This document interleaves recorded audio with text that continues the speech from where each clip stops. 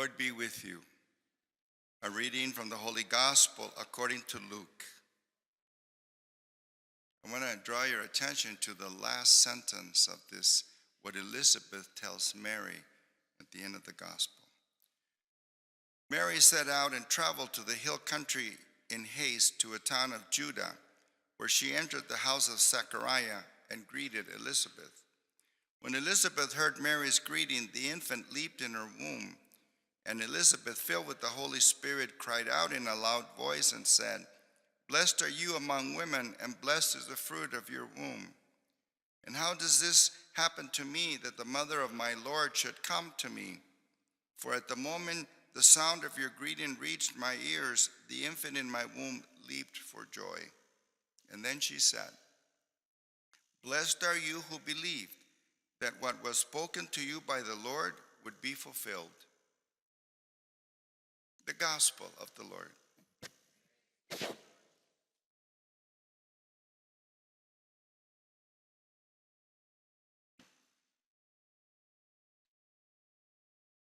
At the time of Jesus, there were kings, royalty.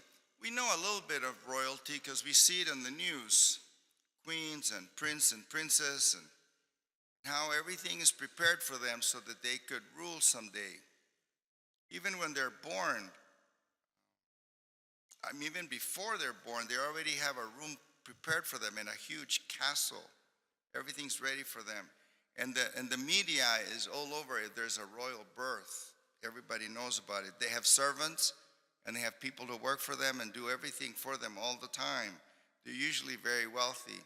And if there's a royal wedding, it's covered all over the world. This is done because some people consider that royalty are special people. And this was the situation at the time of Jesus.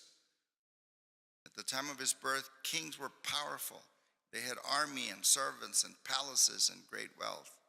Now look at that, and then look at the coming of Jesus. The King of Kings, the Messiah, Holy One. He is born of a humble virgin in a simple town. No news media, no servants, no palace. And he was born. It was an ordinary day that God did an extraordinary thing, an extraordinary miracle. And so these two women,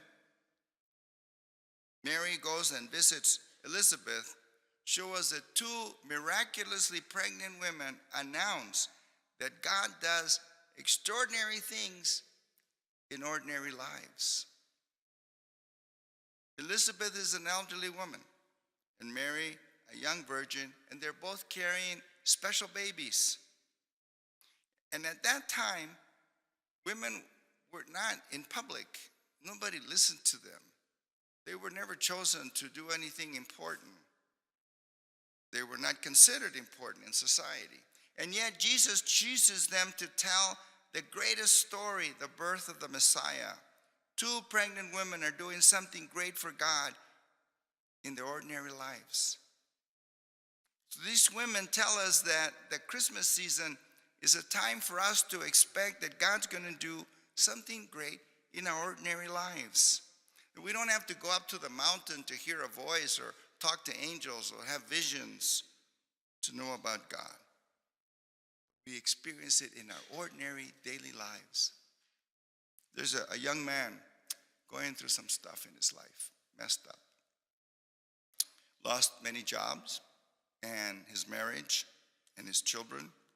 And so for him, it was like he was young, he didn't know what to do, his world was ending. So he was always drinking, and because of his drugs and stealing, he ended up in prison for 10 years. Obviously feeling like a failure, a wasted human being. When he got out of prison, he finally landed a job as a dishwasher in a restaurant. And there he met this young woman, and they would talk during the breaks. And she would hear him sing. So after conversation, she said, "I'm starting a choir in my church. Why don't you come and join us?" And then he said, me, go to church? He said, I've done so many bad things in my life. He just laughed it off. He said, I was even in prison. God forgets about people like me. God, I'm a loser, and God doesn't want losers. I mean, that was how he thought of himself and God. And then she told him, you know, she said, I got pregnant when I was 17, became a single parent, had to quit school. I didn't have any support from my family. She said, there were moments when I thought I couldn't make it anymore. She said, I messed up big time. But my grandmother was my help. She would take me to church. And she would show me that God has not given up on me, that God wasn't finished with me yet, and that he was born so that I could have a better life. See, she was telling him, God comes in our weakness, in our ordinariness, in our brokenness, and heals it and lifts it up so that something extraordinary can happen in your life. She said, it happened in mine, it can happen in yours, she kept telling him. She said, you got to have this kind of faith. It's the Advent Christmas faith. That it can happen in your situation. Just look at me now. I finished school. I'm a teacher. Got to believe that God can enter your messiness and do something extraordinary there. And this kind of helped him because little by little he kept listening to that and he did join the choir. And at church he heard things. He heard things like, because now he was disposed. He had a different kind of faith. And now he was disposed to hear, Jesus forgave sinners. Jesus went out to the rejected ones like the lepers and the poor and fed the hungry, and he cured those that society didn't care for, and that he died for us. He heard those things. So he came to believe that God doesn't hang out in palaces, but in the weakness of our lives, and turns them into places of God's glory. It's our Christmas faith. Now he's a choir director in the church, and he helps kids with broken families to be part of that. Jesus Christ enters the loneliness of our lives, the ordinariness, and then there he wants to work his marvels. That's why he came among us. It's the same Spirit that entered Elizabeth and Mary that wants to enter the messiness of our ordinary lives. And so it's important for us to have this kind of Christmas faith, that Jesus comes to us at those moments, especially when we feel most messed up in our lives. We all go through that. See, God doesn't give us the problems. He doesn't give us the car accidents or the illnesses or the loss of a job or the divorce. God doesn't give us those things. But God comes with us and enters them and journeys with us so that we can have his blessings. Enters those moments when we think it's so hopeless, moments of his glory. See, and this is an important thing because today we've gotten used to believing that things don't happen. Great things of God don't happen. We become complacent to think, well, the worst is going to happen, not the best, not something good. We've come to accept as normal that maybe it doesn't happen. Look how you tell your children when they leave the house. You say, be careful. Well, yeah, you need to tell them to be careful. I mean, some things happen. But sometimes that reinforces, be ready for something bad to happen. I mean, a lot of bad things happen, so we anticipate. But we also need to anticipate that blessings are going to happen.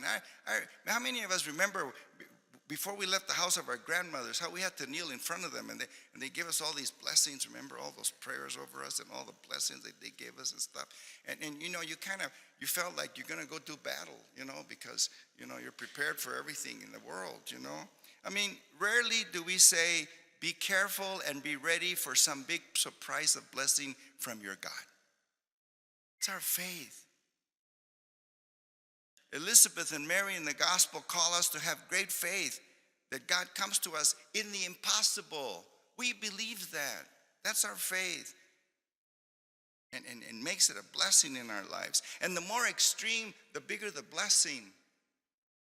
I remember I talked with a friend who was working with people in the garbage dump, where hundreds of people go there every day to eat. And I asked him, why do you stay here? And he told me, He says, I believe that one day this dump is going to be turned into a vegetable garden and the poor are going to have enough to eat, because nothing is impossible for God. When Elizabeth saw Mary and the babies leap for joy in their wombs, Elizabeth said to Mary, blessed are you who believed that the promises of God would be fulfilled in your life. Blessed will we be when we believe that the promises of God will be fulfilled in our lives.